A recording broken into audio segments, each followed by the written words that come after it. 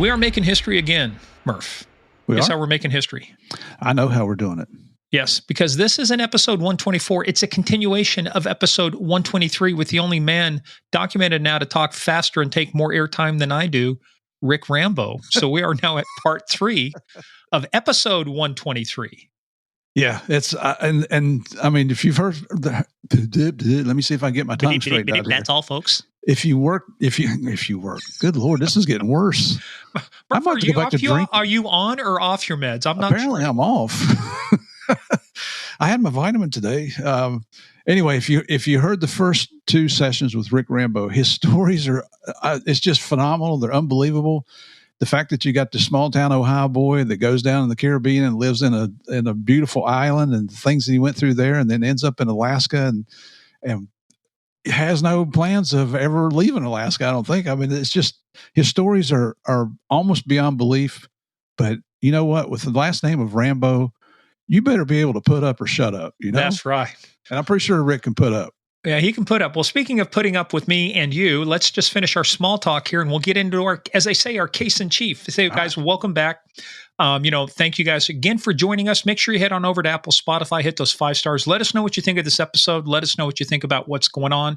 We really appreciate it. Also, head on over to our website, gameofcrimespodcast.com. We put some pictures of Rikk. So if you want to see some of the stuff Rikk got involved in and what he took out with a .44 Magnum pistol. Yo. You got to just go, even if you don't listen to his interview, go look at this picture. Go look at the picture. It will make you crap your knickers. There are lots and losses. So follow us on that thing they call social media at Game of Crimes on Twitter, Game of Crimes Podcast on Facebook, and the Instagram. Also, make sure you go hit up Game of Crimes Fans. Our favorite mafia queen, Sandy Salvato, rules with the iron fist with the velvet glove ensconced over that iron fist. Just answer a couple questions, get admitted into the inner sanctum, and you too shall know the joy that is Game of Crimes Fans. There you go. Also, Patreon, patreon.com/Game of Crimes. Guess what we got there, Murph? Tons of stuff. Lots of good stuff. That's not just stuff. That's good stuff. Good stuff. We got the good stuff. We just finished our Q&A. A good little over an hour worth of questions from folks that we answer all of them, from favorite Christmas traditions to what kind of cat food the Murphys are into. That's a good question. As we determine, never have to find out. Never have. Well, I better tell you again. Fancy feast for you cat lovers out there. Fancy feast, the only way to go.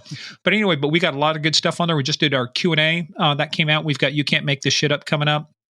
So we got lots of good stuff for you guys to join us at patreon.com/Game of Crimes. We do over 1, 2, 3, 4, 5, 6, 7, 8. I think 8 or 9 different pieces of content, depending on what level you're at. So make sure you join us, patreon.com/Game of Crimes. Now, this is a show about crime. We talk about bad people doing bad things and bad people doing bad things to good people. We take the story seriously, but we never take ourselves serious. We want to have some fun. And, we thought, should we skip this or we do it? We said, no, this is a weekly tradition. So we're going to keep up the weekly tradition by me asking you, what time is it, Murph? Do you know what time it is? I'm going to ask you one more time. Guess what time it is? It's time for Small Town Police Blotters. That's the theme from the Wild Wild West for you guys. I like that show. Keeping track. Anyway, Murph.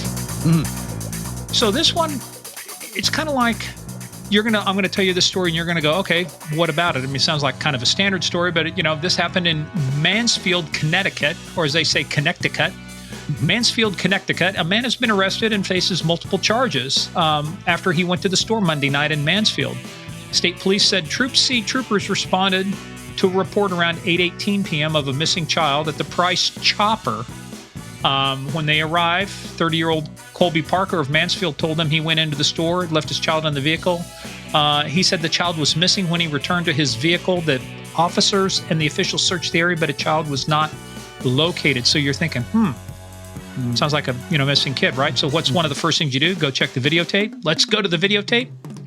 Well, that was his second stop at the store that day. His first stop, the kid was there. Second stop, the kid wasn't there. The dude was drunk, went to the store, left his kid at home, forgot he left his kid at home, came to the store and said, my kid's missing. And by the way, I need to get a case of beer. I need to get a case of beer. So they went to the child's home, found the child unharmed. Further investigation revealed that Parker was unaware that the child had not gone with him to the store for the second time. How drunk do you have to be?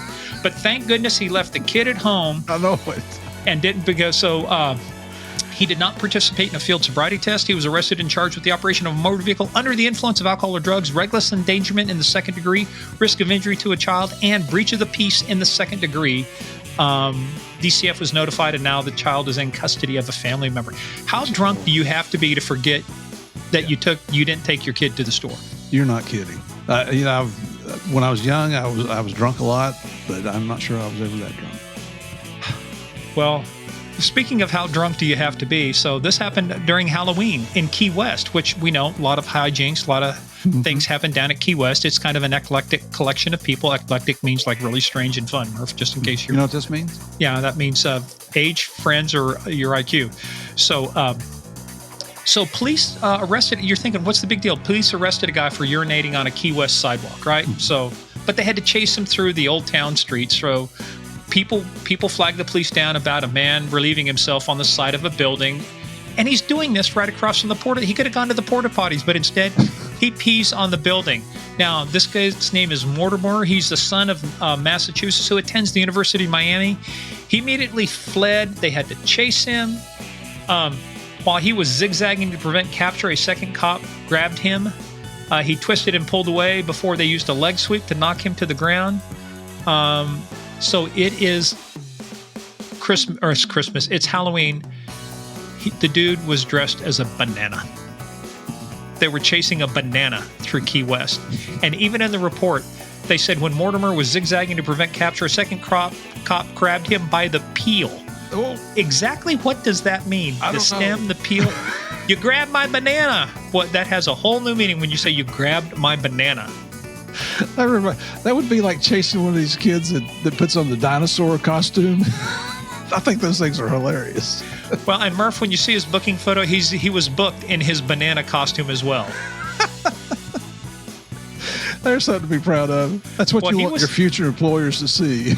Well, and then the other thing, too, is the name of some of these places. He was collared at 1:20 a.m. in front of the Smokin' Tuna Saloon. Oh, well, okay. Well, it is Key West. It is Key West. All right, Murph. Yes, sir. All right, so you're going to think, okay, this is another story. What's the deal? 18-year-old Santa Rosa man fled CHP, California Highway Patrol, and had an accident with an SUV carrying 2 adults and a child.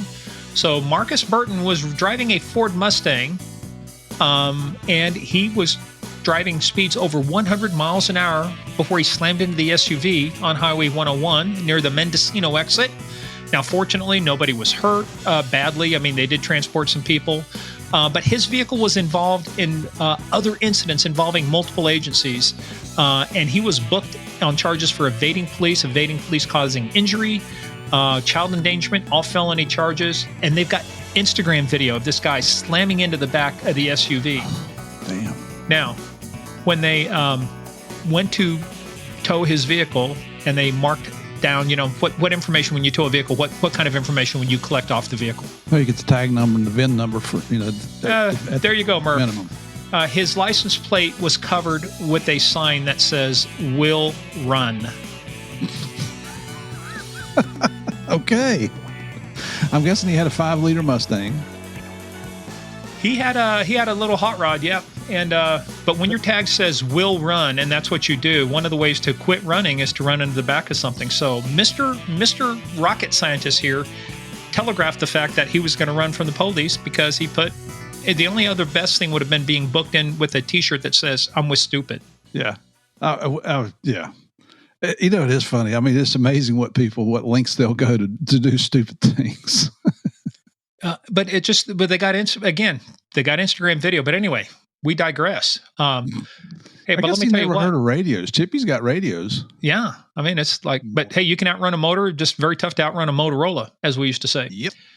So, hey, Murph, but getting away from that and back to this. So we've already done our intro of Rikk Rambo. So the best thing to do is to get into the story. But I will tell you, we intentionally, we were recording and we realized we got way too much stuff here. So we cut it off after 90 minutes. We're starting this next 90 minutes. And we're starting this next 90 minutes with the tale of the bear. Oh, And please, even if you don't listen to these shows, go look at the picture.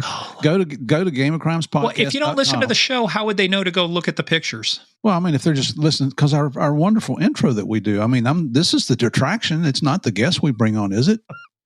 I don't know. If you read a couple of the comments, I think I'm the distraction. So, well, you know what? Let me just address something real quick. I read one the other day where they said for us to stop name dropping.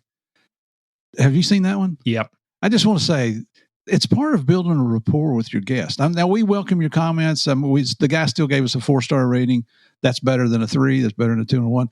But that's part of building a rapport with our guests, because a lot of our guests we don't personally know. We just have the commonality of being law enforcement professionals. So, the difference is, if I said, look, the king and I hate name droppers. We're not dropping the name of the king. We're saying, do you know so-and-so? Or, I knew so-and-so. This is the way law enforcement is done. We're all connected by 3 degrees or 2 degrees of separation. If I don't know you, I know somebody that knows you. Yeah, it's a brotherhood and a sisterhood. That's the law enforcement culture. So we're not taking offense to it. I just wanted to explain. Just wanted to explain it. Yeah, that's one of the reasons we do it. Yeah, and in my discussion with the King of England, King Charles, I brought that up to him. I said, you got to quit dropping my name in your conversations. So he's agreed to do that. No more name dropping me with Prince William and Prince Harry. So yeah, what name was he using for you? I couldn't. It rhymed with what? Peanut butter, something like peanut butter. All right. Anyway, hey, but back to our case in chief, as they say, look. So, guys, this is going to be fun. Like I say, we've got a lot of good stuff ready for you. But Murph, we can't get into our first time doing part 3. Mm-hmm. First time doing part 3. So, Murph, we can't get into part 3 until I ask you: are you ready to play the biggest, baddest, most dangerous, and if you've seen the claws on that fucking bear, game of crimes? Absolutely. Just like we said last time, get in, sit down, shut up, and hold on. This is really good. Rick, thank you, brother.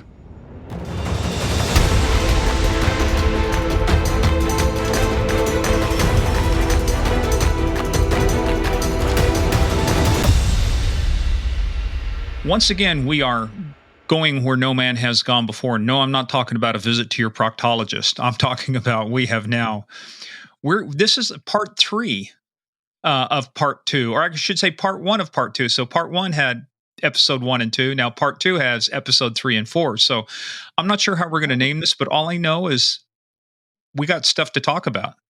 That was clear as mud. Yeah, it doesn't matter. The fact that you're back, well, here, and because I had made notes, I wanted to make sure I knew where we were going to hang off or start off. And I know when we ended, I wanted to know if you had doo-doo in your pants, because we're going to talk about the Grizzly story first. So we have to get the Grizzly story out there first. Who are we talking to anyway? Well, you don't remember? It came from part 1 and 2. Name? Some Sylvester Stallone's brother, I think. There's Rikk Rambo. We got Rikk Rambo back on again for part 3, whatever we want to call it. So we're back once again with Mr. Rambo up in Alaska, where it's nice and warm and cuddly. But it's like you said, this is the first time we've done this. Yeah, first time. We're at a balmy 19 degrees today. Oh, really? That's it? That's pretty much it. Yeah. I'm in shorts at that temperature, man. It's all good. Oh, I showed him the temperature here in Orlando. It's 84 right now. He's going to shoot me next time he sees me. Hey, it's not bad here. It's 79 right now. It's going to be a great weekend to do a ride. I've got this big ride coming up, so I'm doing a century ride. Just got my bike back, all being fixed, and it won't be 19 degrees. That's what I can tell you, man. So you're gonna be riding the big pumpkin this weekend. That's what I heard, right? Big pumpkin. They ride the big pumpkin. What'd you say there now, Mr. Rambo? I was just going to tell you that when Murph showed me his phone with temperature down there, I told him he's just being hurtful. Yeah, just being hurtful. Just being hurtful. And then he called me a bitch. I couldn't believe it. Well, First Amendment, the truth is a defense. So, hey, my mom, I did not say that. I did not say that word. No, he did not say it. I said that. I apologize. He wrote it out on a placard and held it up, and he said, "What is this word?" And Murph goes, "Bitch." He goes, "Ha, see, I didn't say it." So anyway, let's get back to you. Let's get back to our story here. So where we left off, kind of feels like one of those serial episodes. Where we left off last week, our hero was hanging off the edge of a cliff. No, let's talk about the Grizzly, because we're going to post this picture on the website. That, first of all, that's one big ass bear. If that's his, it's like Build-A-Bear, big ass bear. That was one big ass bear. So set the stage for us. How did you and this future fireplace rug come to meet? Yeah, so we were on a float trip. We were about probably 50 to 75 miles north of the Arctic Circle. And when we do a float trip, we generally have a friend fly us in. A couple of my friends have planes, but if we do a float trip where you're going to hit that river and go for 2 weeks, we have someone drop us off way out in the middle of nowhere on the river, and then we'll go down and get picked up on a gravel bar. Or if it's a river that goes near a road system, which is not that common in most places up here, we'll shoot for a place where somebody can park a vehicle up for us. But on this one, we were going to be flying in and flying out. So we were pretty compartmentalized on what we could carry. But the way it all happened is we were along this river, and we had killed a moose about probably 3 days before. And we were going to kill one more before we got out of there. It was a heavy bear population area. Even when the plane landed, when we came and dropped off our gear and we got out of the plane to say goodbye to the pilot, they take off. The echoes of the plane were still on that river when a big brown bear came out on the other side of the river looking at us. So that's when you know it's a heavy bear population. When that loud 206, Cessna 206, it takes off, and it's like being at an air show when the Blue Angels fly over and you have to plug up your kids' ears or what have you. Really loud to get off that gravel bar firewalled. But that bear came out that quickly. So we knew we were in for it as far as how many bears. And the beaches along this river, you couldn't go out and see both bear and wolf prints on top of each other everywhere. But yeah, so we had killed the moose about 3 days before, and I'm probably a couple thousand yards away from where this position is, where the moose carcass had been. Hey, real quick. So when you say you killed them, what do you do with the moose? So you're out in the middle of nowhere. How do you harvest it? I mean, what do you do with it? It's a lot of work. Once you shoot that moose, there's no fun in it. That's the fun is ended once you take the pictures and whatever and all that. And so, no, we parse it all up out there in the woods. You take the quarters off. You have to lug them back. We have a little tiny sled that we can fold up that goes into the planes. I mean, it's made of a polymer, but it's a lot better than having to backpack it out. The first couple of years up here, we tried using our frame packs, and you'd strap the quarters of that, but that's a losing proposition for bad terrain. It's just you're looking at a 150-pound quarter, maybe even more. So we sled them out, but we'll get the moose back. Well, by the time you're done, it looks like piranha had hit that moose. Moose is super good. We take everything. The only thing left on the ground is the gut pile and the spinal cord. And if we're in a cow season, it might be the skull. We'll leave that. But other than that, all you see left of it is a gut pile and a spinal cord. Take it back to camp, and then sounds like a scene from Predator with Arnold Schwarzenegger. Yeah, it really is. We don't hang it from a tree or anything spooky like that. But yeah, no. When you're done and you look back at it, it's just a spinal cord and a gut pile, and that is it. That we harvest every single piece of meat off that moose. And generally, the guy who shoots it, well, now he has about 4 or 5 days of cutting. The other guy's going to be out hunting and all that. But you have plenty of time in camp. We're generally out there for 2 weeks, and like I said, you're in the middle. You're 150 miles from a bag of potato chips or more. So how is this fun then? I mean, you go out, you set up for the shot, you take the shot, and then you got 5 days of work. I mean, describe to me what is in the mind of you people in the bush there in Alaska. Morgan, I'm going to trademark this saying, but it's all part of the Alaska experience. The meat is just so phenomenal. You can't describe it. It makes it worthwhile after you get home, at least. But yeah, it's definitely a grind.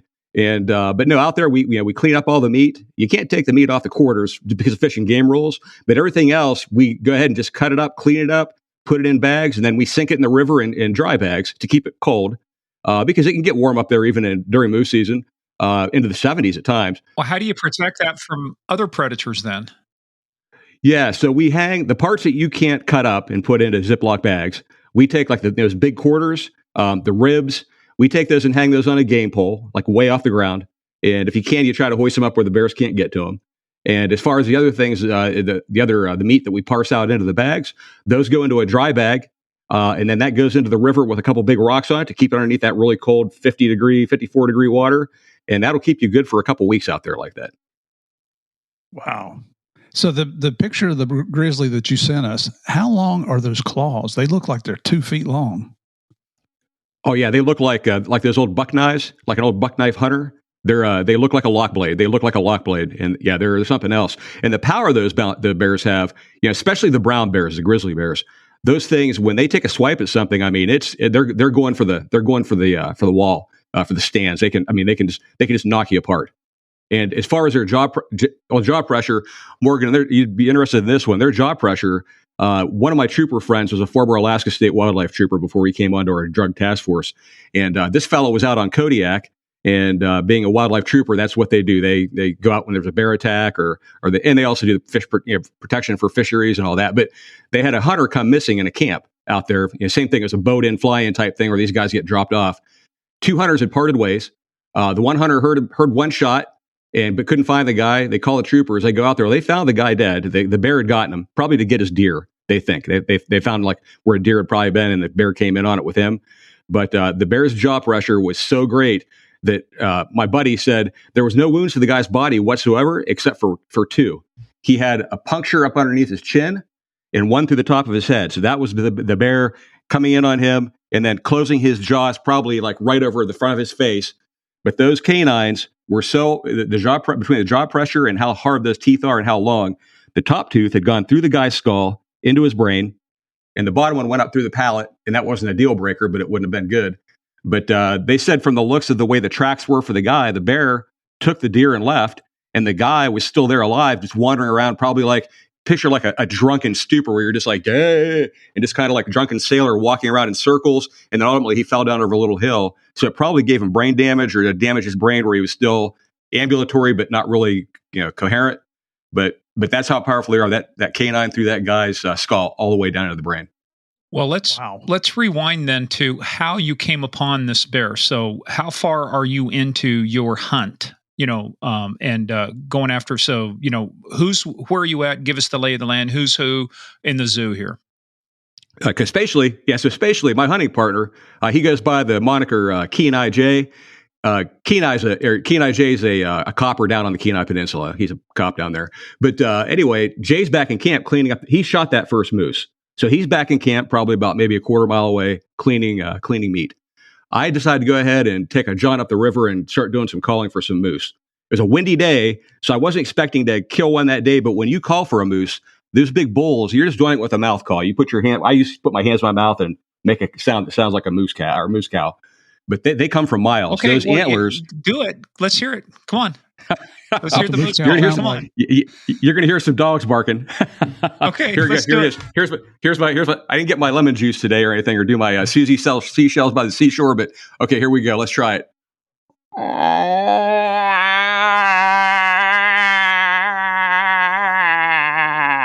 Except a lot louder than that. That's me. Yeah, that sounds like me taking a crap. I'm sorry. Yeah, I guess different things get sexed up for a variety of reasons, but it brings the boys to the yard. I'm telling you, it really does. I'm looking at the voice waves here on the meter, and it maxed that meter out completely. Yeah. Hey, but before you go too far. Also, what's going to be important about this? Describe how, because when you're out there hunting and stuff, it's cold and stuff. So it's not as easy as trying to put a firearm like under a jacket. You've got to deploy your firearms in a different way, right? To be able to have access to them. Yeah, depending on the time of year. Now, on this particular hunt, it's pretty temperate. It wasn't below 35, 40 degrees. We were probably in the 40s, maybe even into the low 50s. So not bad. But if you hunt in the other seasons, yeah, you have to figure out a way with parkas and how you can get to a handgun, the rifle, and all the fumbling that you do with that if you have a jacket and with your backpack on. So it's definitely a learning process up here to figure out how you're going to create your kit and make it work for you. I've seen some of the rigs where it's right on the chest, so it's like the old tank, tank gunners and the other folks. They'd have you couldn't put it down on your hip because it would get caught, coming out of the turret. So you've got it like right across the chest. So I've seen some rigs where it's like goes over, and it's right in front of your chest on the outside of your jacket, so you have easy access to it. Yeah, those are best. There's a company up here called Diamond D, and they make a phenomenal. The holster will last through your grandchildren. They're real heavy duty leather, but they're kind of the going thing for people up here in the know. But yeah, that's what I carry mine on. And the other problem is, if you're a cop, if you've been a police officer for 25, 30 years, you're used to going for that hip. Like under duress, if that's where you've always carried your gun, whether it's going to be inside the pants or in a hip holster or whatever, that muscle memory is kind of a hard thing to override in a stressful situation. The good thing about those chest rigs is that you can wear it down low. They're adjustable. So it almost translates into the same kind of draw, just a little bit different angle. So that's how I carry mine. It kind of goes below my binocular pack, so I can carry binoculars on my chest. But also, if I'm going to, like under strain or under stress, go for my pistol, I'm still going to the same general area and not trying to get to a shoulder holster or have it all, weirded out or what have you. So yeah, that's probably the best way to carry it. So you just called all the men moose to come check you out. What's it saying? Check out, what is it, your milkshake or whatever it was.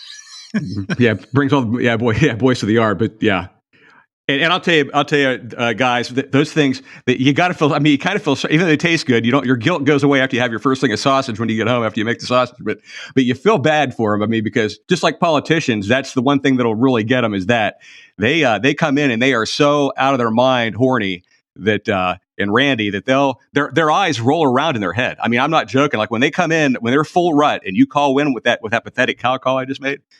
They come in, their eyes are kind of like glazed and like looking around. Their heads are kind of waving back and forth like they're like they're on heavy seas on a boat, and they drool. If you ever heard of moose drool beer, that's not a joke. They have sometimes a trail, a drool that comes off their mouth almost all the way to the ground, like a Snicker snack, just hanging down. That's how juiced up they are when they come in. Well, so you better hurt them. You better.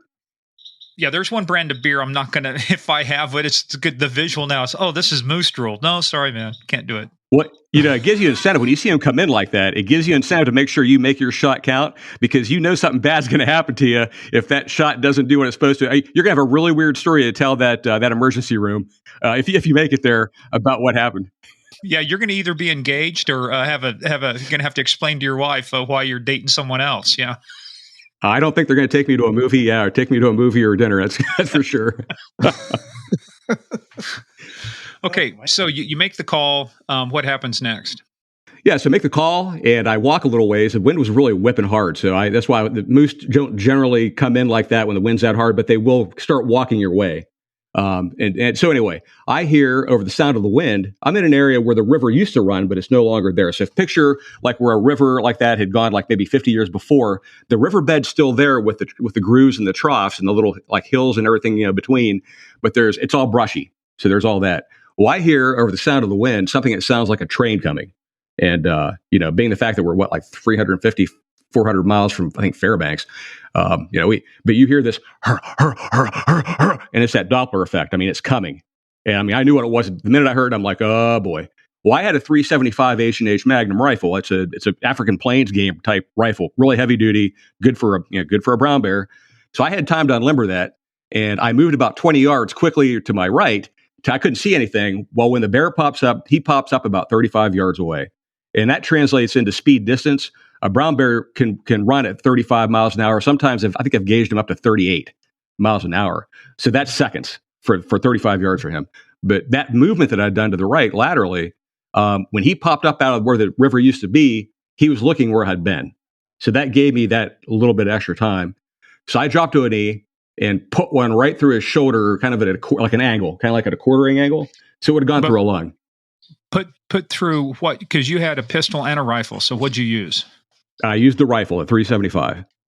Okay. Yep. So I put one right through and I had a tag for the bear. I had the tag for the bear, but up in that area, they consider it a predator control area. We have biologists up here that are really good. They fly these areas in super cubs when there's leaves on the trees and when there's not to do animal counts and what have you. Well, they had determined that area was so thick with brown bear and wolves that it was a predator control area. So in all reality, you didn't even need a tag for that bear. You could have just gone back when you got back to whatever population center and had taken the skull and the hide and sealed it with them. And they take a tooth for like genetic purposes and all that. But so nevertheless, popped him through the shoulder. And that 375 is a really powerful rifle. Hit him. And he kind of like falls backwards and goes into the trough that he'd come up out of where the river used to be. And so I reload and I move again. And this time I move far to the right again. He comes back out of there again. And he gives me the same exact angle and I take the same exact shot. This time when I shoot him, he stands all the way up to full height and then falls back like an old Western when the guy, like those theatrical old Westerns when the guy's on the rooftop and he gets shot and he's like, oh, you got me. And he clutches his chest and puts his hands up and falls down. He stands up, falls back into the trough. And then about maybe 10 seconds later, with that wind blowing, this giant ball of blood goes up into the air. I mean, it looked like something from like a CGI effect. It didn't look real to me. Big ball of blood, like if you break a big balloon full of blood. Vaporized blood goes into the air, and then actually you can see the wind take it down range. And I'm like, well, that was probably the fat over the hole moving, and now that's all the blood coming out of the lung, and he's done. So our rule up here is you never go in on a bear for at least an hour. If you're bear hunting black or brown bear and you shoot one, you give it an hour at least before you go try to recover.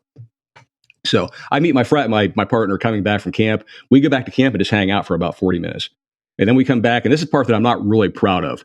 I've never killed an animal, even bow hunting, where it didn't die either right there on the spot, or like with a bow hunting, they might run 50 yards and that's just pure adrenaline and peter out. But so I wasn't real happy about this one. We come back and I see we're coming in pretty stealthily. The wind's still whipping really hard. We're coming with a wind to our face. And we get about maybe 50 yards away, and I see a big brown paw come up like it's waving at us, like, "Hey, how you doing?" Actually, from that trough, all you see is the arm come up with that gigantic claw paw, and it's like it's waving at us. And I'm thinking, and Jay, he's also a prolific hunter, he's a really good hunter. We stop, and it does it again, and he's like, "Oh man," we both thought that another bear had come in and was eating that bear because there's just so many bear in that area. And I hadn't seen, because of the angle and everything else, and how quickly it happened. The bear that I shot was called a toe-clap bear. They have some different nicknames for animals up here. Toe-clap bears they're really blonde above and then have really dark brown legs and paws. So it looks like two different bears kind of attached to one. But so I see that, and I think it's a different bear, and but it wasn't. It was my bear, and it was still alive, and it was trying to get itself situated. I think probably for where the bullet had hit it. It was rolling around, and what you saw was that rolling around was that paw kind of like up like that, waving at us. And like I said, not happy about that bear still being alive. I don't like that. But the problem we had now is I've got to go and make sure I've got to finish that bear, and so I go, and Jay says, "Well, listen, if it charges you, I have an angle." So he stays where he is, has a little bit of like a little hillock right there that he can stand on, but still can't see the bear. But he has an angle if it charges me. So I go within about 25 yards of the bear. It's pretty brushy. I decide, well, I've got 6 rounds out of my 44 Magnum, and these are hand loads. I mean, they're bunker busters. Hand loads. You don't want to shoot a whole lot of them out of that gun. 300 grain, hard lead. Punch through everything. They don't mushroom. They're meant for shooting through a lot of stuff. So I ditched the 375. It's going to grab onto this. Going in to grab onto brush, a little unwieldy. And you've got what really reality close quarter. You've got one good round. It's a bolt action rifle. And it's going to be a second before you get the next one. So I opted for the 44. Well, I go in and I get right to where I'm above him, and I'm 15 feet away from him, but he's laying on his stomach, looking away from me with the wind in his face now. And like he was like laying in wait. I mean, he was watching where he was going, laying in wait. And so my big mistake was I thought just the way he was laying there, I thought maybe that he had been paralyzed, like his back legs, but just by the way he was laying there, kind of sprawled out, but he was definitely coherent. I mean, he was definitely ready to go, but he just looked odd to me in my mind. I thought, well, he might be paralyzed on the back end. So the mistake I made, even with that wind blowing, I was 15 feet away looking down at him from like maybe a 6 foot above him, like a little hillock thing. But 15 feet away, I should have double actioned that revolver and shot him in the back of the head. I was going to shoot him right at the base of the skull. But instead, I pulled that hammer back on it, and I tried to do it like quiet and soft. That bear, I mean, it was right now. There was no kind of like when you get into a critical incident in law enforcement, a gunfight, everything happens so quickly and boom, boom, boom. But I clicked the hammer back on that pistol to give it a well-aimed shot. And that bear right now, it rolled onto its back. And like if you would be sitting in an easy chair, you pull the ejector button, you pull the ejector lever, it like comes sitting up really fast. That's how that bear sat up. I mean, it didn't look. And so and Jay saw it, my hunting buddy, my Kenai Jay, he saw this whole thing at this point. The bear goes boom and sits straight up like Pooh Bear. If he's going to be having like the honey jar in front of him or whatever, sits up and he looks me right in the face. And he doesn't look wounded, hurt, discombobulated, like he had 300 grain 375 bullets go through him. He looks at me like he's like nothing ever happened in the world. And then he comes forward and rolls over himself with those claws to get into that mound I'm on to come up. And as he's coming forward to me, that's when I shot two. And this is where, like I said, you fall back on training, whether it's where you're going to go for your gun, if you're used to your right hip or whatever that muscle memory is from when you're in a stressful situation. But, and with at least in DEA, I know a lot of departments call it different things. We call it a failure to stop drill. It's when you're facing somebody close quarters that has body armor on or they're crazy on drugs and nothing's stopping them at this point. And it's 2 rounds to the chest, 1 round to the head.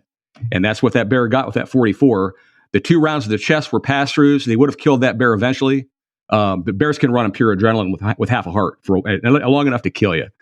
But the third round hit the bear, luckily for me, right in that soft part around where the nose is. So you have like the nasal bone right there. It's really soft stuff and not that kind of like T-72 tank armor that goes angled, where if you hit it, it's going to skip off.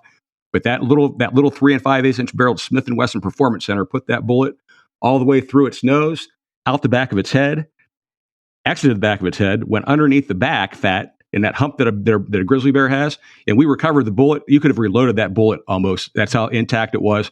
We recovered it when we took the hide off the bear. The bullet just fell out of the back hide. But that I would never. I've always considered a handgun marginal, even a large caliber Magnum gun for brown bears in defense, marginal at best. But that little gun, it performed, and so that was it. So when you got that third round, did it immediately drop him? Was that an instantaneous drop? Right now, it did the same thing it did on that one round where it looked like it was like, oh, you got me. Both big old paws went up in the air and it fell backwards, and that was the end of that. The one thing that I will tell you that was this is like one of those ones you don't tell at dinner time in mixed company. But so the dust is settled, we're all done. Jay comes walking up, and we're looking at something coming out of its rectum. So if you're eating breakfast or lunch or dinner, and you might want to pause this for a second. But yeah, so we out of this thing's rectum, it had this thing that looked almost like if you would take just like Scotch tape but make it clear, like a can translucent, like 15, 25 feet from where its butt is, around these bushes and back to where it'd been running from. And we're looking at this and we're like, what the heck is that? I mean, it was like 20, 25 feet of it. And then we realized it was tapeworm. This thing had tapeworm. So we'd never seen that before. So what we do is you can't eat this bear. Brown bears are the one animal in Alaska that when you kill them that time of year, especially for when it's in a predator control area, you take the hide and the skull, but even sled dogs won't eat the meat. The meat is just absolutely rancid because they're eating dead and dying salmon.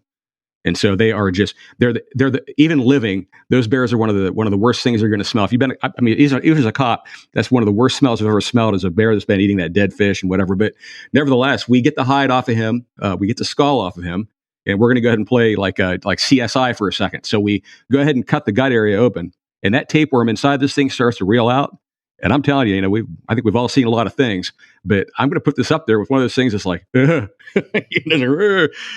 reels out. It's about half the size of a bowling ball.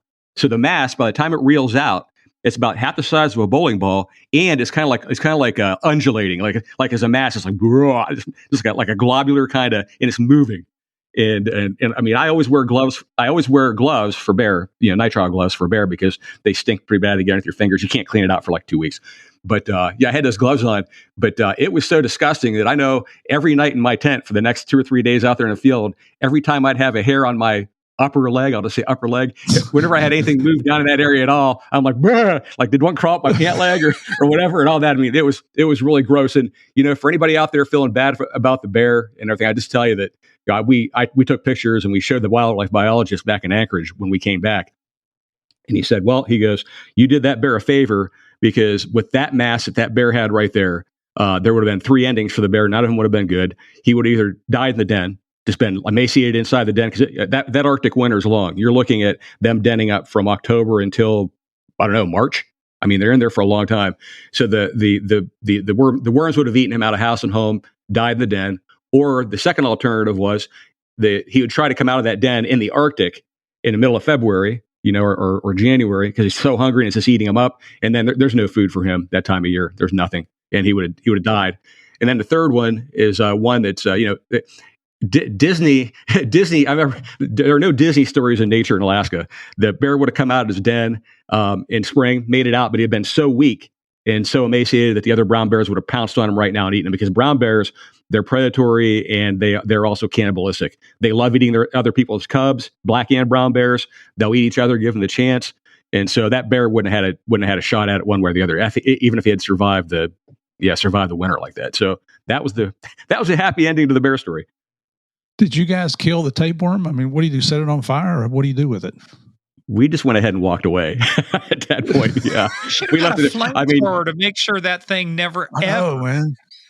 It did kind of remind me of Aliens. I was thinking about Ripley at that point and chest bursters and everything else. But now we'd had enough blood and gore for that day, so we just went ahead and we figured it's going to freeze in about another day or two anyway, and we walked out. Okay, kids. Well, there goes breakfast, lunch, and part of dinner. Yes. What a story! Holy cow! Oh, okay. I've never hunted bear. I have deer, a lot of deer, but hunting and so forth, and I know about the running on the adrenaline. You told me about that time back in the holler. You guys were all drunk and skinny dipping. You decided to go out. Oh, you mean BEAR? I'm sorry. I have got to get a mute button on this thing. But it's, I understand what you talk about, the adrenaline pumping and you got to track the thing down. But man, I can't imagine. I think the adrenaline would have been pumping so bad and the nerves going so bad, I'd probably yank that trigger every time I pulled the trigger on that looks like a little bullpup or something you're carrying there. Yeah. Well, the real question is did you doo-doo your pants? I did. You know what? I didn't have any. Well, my wife calls them rust stains. No, I did not leave any rust stains in the undies on that trip. It happened so quickly, and being a hardened DEA special agent, and whatever, it was just all in a day's work. Wow. Okay. Jeez. Well, so much for the bear story. So because what we want to talk about, there's St. Croix involved here because, at one point you go, right, if I remember right, you go from Washington to St. Croix. Is that right?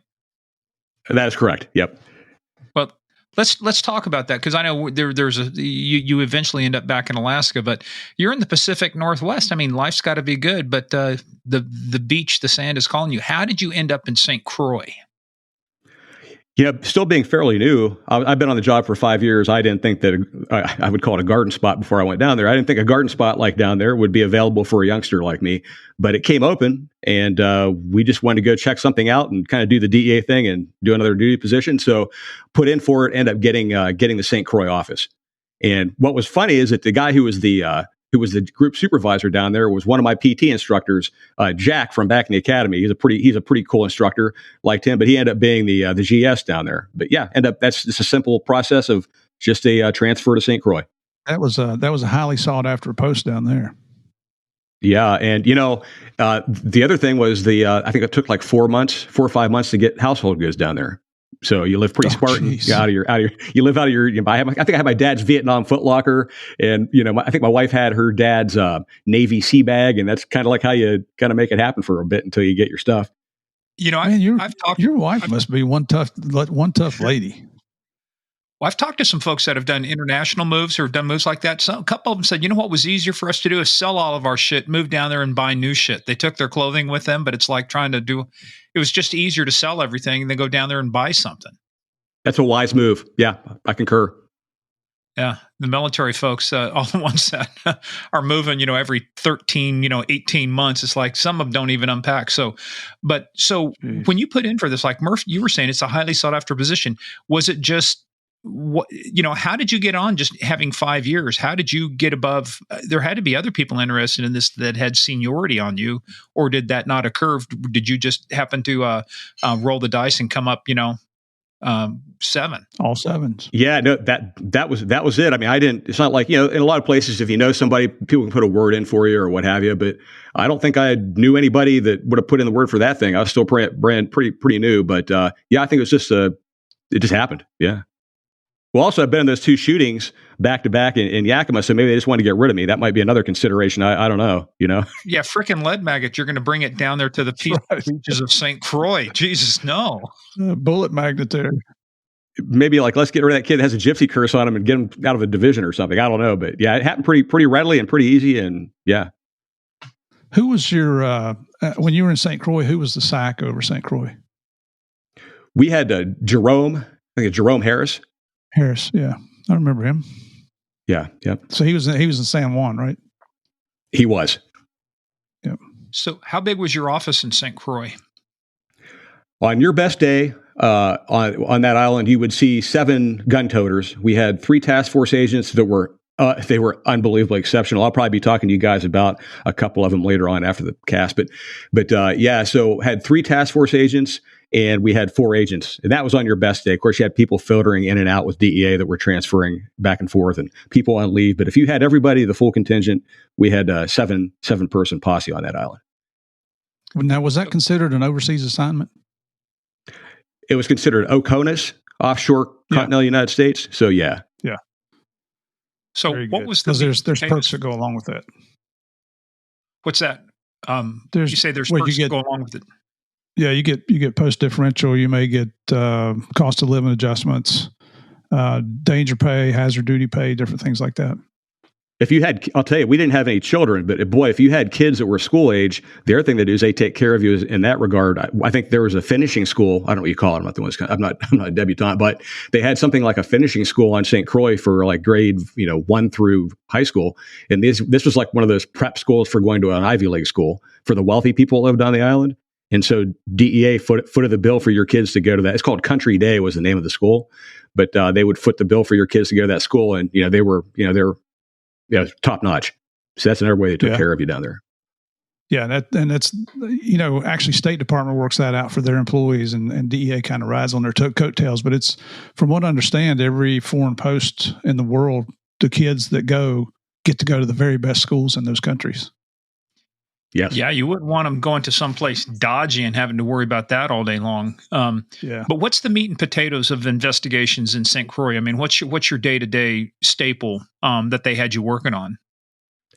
It wasn't what I thought it was going to be. I pictured being out on the boats every day, doing kind of like operation. They call it operation. Don Johnson and your little, open shirt, wind flying through your hair. Crockett and Tubbs. Yeah, but unlike those unshorn guys, I had like the nice manly hairy bird nest going on. So when I showed my chest down there, it would be more of a like the lumberjack kind of thing. But yeah, no. So I pictured kind of like the operation. They called it Operation Bat over in the Bahamas, where you're out kind of like cruising around in the choppers and doing all kinds of crazy, what you'd think DEA does, high seas shenanigans and piratical stuff. And it was kind of a combination of that on St. Croix. We did a lot of stuff on that island. St. Croix is only, I think it's like 17 miles long by 7 miles wide, but they had the same, when we got on island, they had the same homicide rate as Gary, Indiana. So it was very violent for how small it was. It was extremely violent. The cruise ships quit coming there about 3 months after I got onto the island. All the cruise ships were like, we're not coming there anymore. And what they drove even the tried violence? Drug related. Were they gangs? Were like the Jamaicans? They had their posses and other stuff. Were there gangs involved? Cartels. What was the crime element? Kind of all of the above. There was a couple different like organizations that operated in the islands. One group operated right from the home team. They were called the Commission. They operated right from St. Croix. But then you had other factions that had like people on different islands that could come together and do their own thing as a group as well. So it's kind of a mixture. And then you had your local kind of like privateers. You'd have maybe a group of 2 or 3 guys that had like a speedboat or a go fast where they could do runs, all the way down through the islands over to Venezuela and back. It was just a mixture of bad. You had the groups organized, smaller, kind of like little independent operators. You just never knew, you never knew who you were going after next. It was a kind of polyglot. Well, what about the danger threat to you and your wife down there? Yeah, so that would be, to tell that story would probably be more like a Lord of the Rings and The Hobbit all together kind of thing. But it was one of the first cases we started working it ended up being the last case, and one of the reasons we ended up here in Alaska. But within a couple of weeks of arriving to the island, what ended up being my task force partner, my primary task force partner, a fellow that his nickname was Majito. He was a former 82nd Airborne guy, paratrooper, and he was also a VIPD detective assigned to us. And all I can tell you is in my entire travels throughout the military, being a cop in Pittsburg, DEA, he's probably one of the toughest yet good men I've ever met. He's my size, so that was kind of nice. I have to look up when you said VIPD, is that Virgin Islands or what is that? Yeah, Virgin Islands PD. Okay. So what was the police force in St. Croix? Did they have their own independent? Was it the St. Croix? How was the policing structured there? Well, they had a primary, their primary commissioner that was over on St. Thomas. But then you had like the individual, like I guess you'd call it almost like a zone or a precinct in a bigger city. That's probably the best way to put it.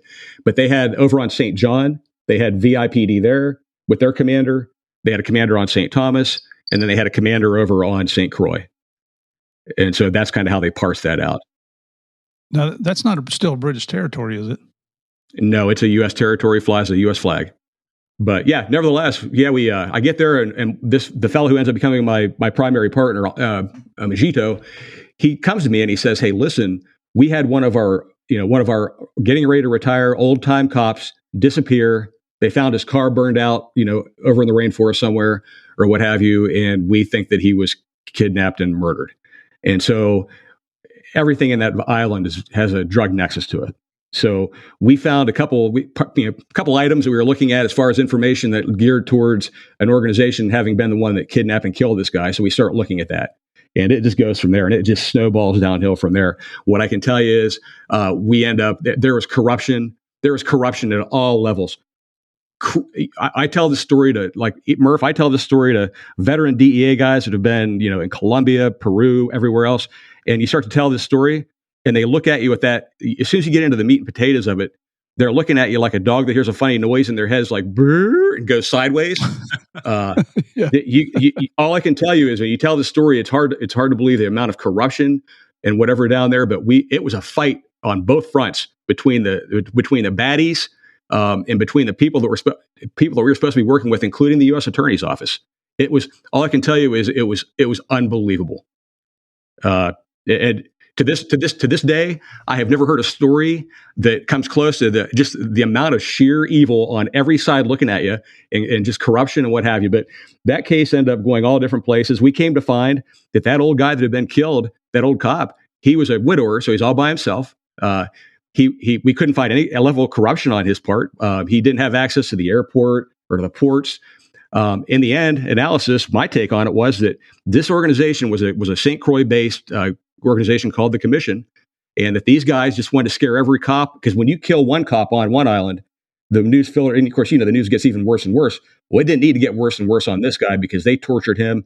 They did things to this poor old man that, everything, you can just let your imagination run wild with what you can do to butcher somebody up. And that's what they did to this old cop. And they did it because they knew people would talk about it. And they wanted to scare everybody from the feds to the state guys on the different islands, and all the way over into the BVIs, into the British Virgin Islands. But they really worked that guy over by the time it was all said and done. But yeah, so we're investigating that. I'm sorry, I was going to say, were y'all able to bring him to justice?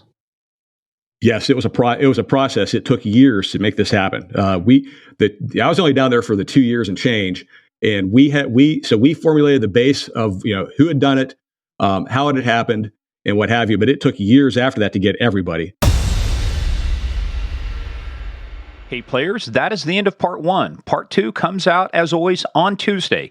In the meantime, go check us out at Game of Crimes on Twitter, at Game of Crimes Podcast on Facebook and the Instagram. Also, go check out our website, gameofcrimespodcast.com. We've got a lot more information there, including our book list. Any book written by our guests will be listed there.